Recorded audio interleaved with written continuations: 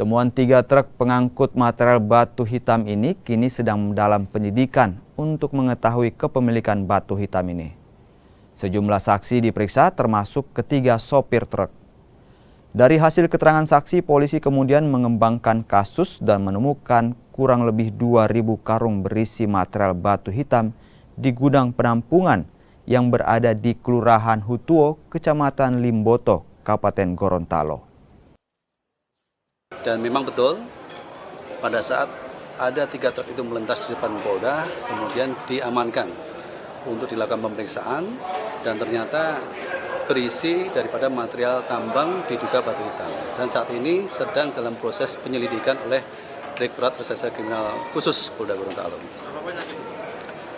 Kalau dari masing-masing truk yang diamankan, 1 truk bermuat 160 karung, jadi 3 truk sebanyak 480 karung.